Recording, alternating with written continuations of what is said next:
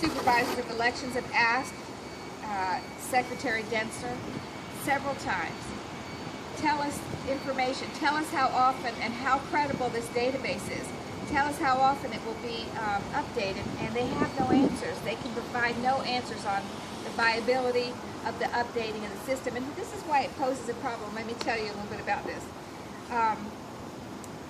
Our supervisor of elections puts people in, twice a week, they go down to where citizens are being sworn in to the ceremony, and twice a week they register voters to vote. But he has no information on how soon that registration and that information about them becoming citizens will get to the saved database. So what is the message here? We're spending time registering voters, but we can't tell them for sure if they won't be put on a purge list because we don't know how long it will take for their information to get into the saved database. Supervisors across the state have yet to see the data. They've been to meetings, they've been asked to see the files, and they were told that they're still working on the data. Rick Scott's last attempt to purge the voter rolls was a costly embarrassment. The 2012 purge cost taxpayers $52,000. The list they produced had hundreds and hundreds of citizens that election supervisors proved were legal, registered voters. Our supervisors here in Hillsborough County, I told you they stopped the purge, and I'm going to ask our supervisor to stop the purge again. All voters should be outraged, honestly outraged, by Rick Scott's continued attacks on our most basic rights. This is really an attempt to serve up political red meat, to the Tea Party. The Scott administration is going to waste more taxpayer money and more precious time of our elected supervisors of elections. I'd like to now introduce to you Edwin Enciso, who's a Latino community advocate.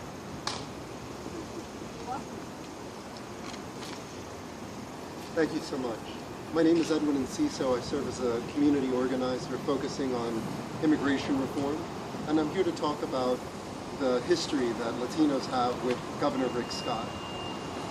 At that time, in 2010, when he first began his campaign as the governor, Rick Scott started his blog with an entry that said, "I support Arizona 1070." And since then, at that time, we were in the process, in conjunction with other Latino community organizers, of trying to register Latinos to vote, to participate in our civic process.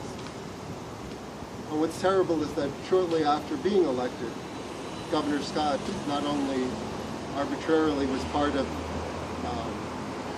the process of denying people votes arbitrarily by changing the clemency laws, but he also began this voter purge.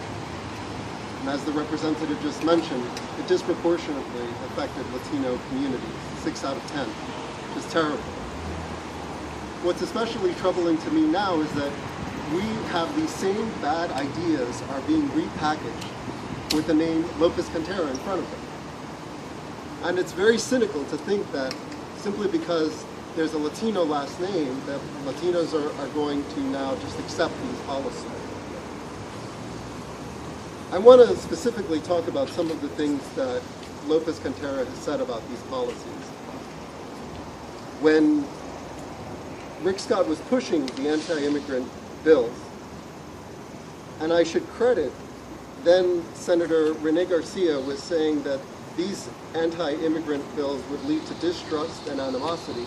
At that time, Lopez Cantera thought that these were reasonable and that they were a common sense approach to immigration reform. As if that wasn't bad enough, that same bill that led to all of these lines at the polls is something that Lopez Cantera voted for.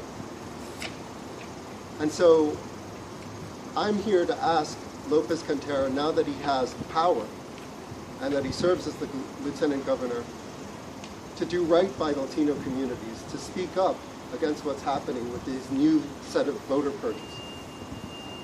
He owes us and the support that Latino communities have given him what the new responsibility that he has. And they should all know that Latino community organizers are not going to stop registering people to vote. We're not going to stop advocating for our community rights. And that we're not going to be sold by this repackaging of bad ideas.